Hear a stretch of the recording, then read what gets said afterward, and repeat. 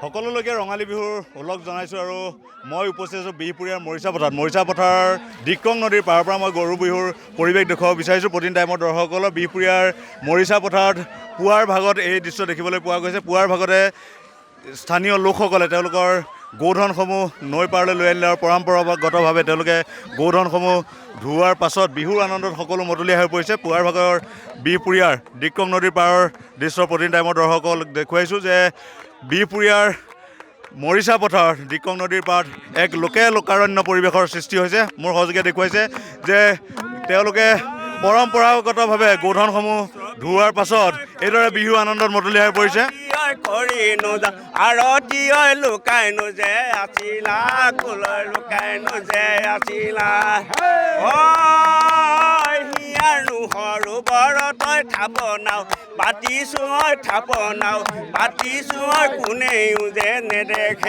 কোনেও যে নেদেখে ঐ বহুনো ভাতৰ কাহি তই চকুৰ নোট মাহাহি তই চকুৰ নোট মাহা তই ভাত নোহৰি হৰি ঐ ভাত নোহৰি হৰি ঐ তামোল নোহোৱা হ'লে ঐ ফালি দেখুৱাব ফালি নুঠুৱাবলৈ কোনেনো মোক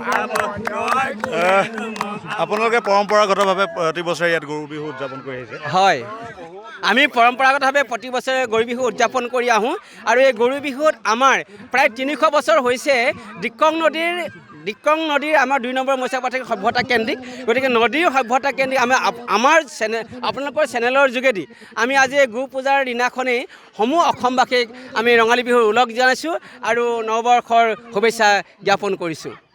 এইদৰে দেখিবলৈ পোৱা গৈছে এক উখল মাখল পৰিৱেশ দিক্ৰঙৰ পাৰত তেওঁলোকে গৌধনসমূহ ধোৱাৰ পাছত এইদৰে সকলো আনন্দত মতলীয়া হৈ পৰিছে। বিহুৰ আনন্দত সকলো মতলীয়া হৈ পৰিছে। মোৰ সহযোগীয়ে দেখুৱাইছে যে পুৱাৰ ভাগৰ বিহপুৰীয়াৰ মৰিচা পথাৰৰ দৃশ্য। আমাৰ লগত কেইবাগৰাকী বয়োজ্যেষ্ঠ ব্যক্তি আছে।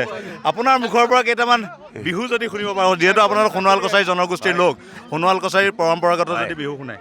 হয়, আমি সোণোৱাল কছাৰী, সেয়েহে আমি সোণোৱাল কছাৰীকে আমি সন্মান জনাই আমি গাইছোঁ।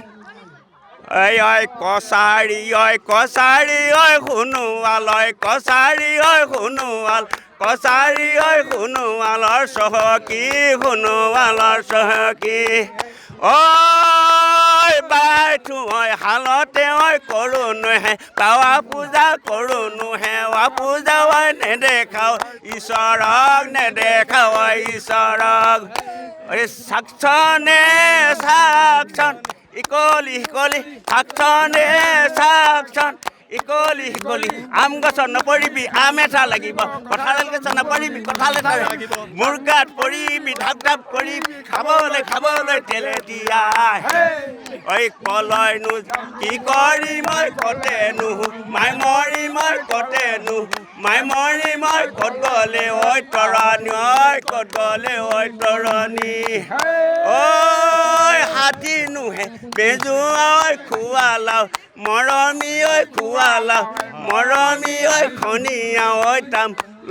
খনিয়া তামোলৰ ঐ পগলাও পুৱাদি হলুম মৰমী হলনো মৰমী থাকিব নোৱাৰা। আৰু এনেদৰে সোণোৱাল কছাৰীৰ বিহু গীতেৰে মুখৰ হৈছে বিহপুৰীয়াৰ পৰা আমাক সাংবাদিক জগত বৰাই পৰিৱেশ দেখুৱালে।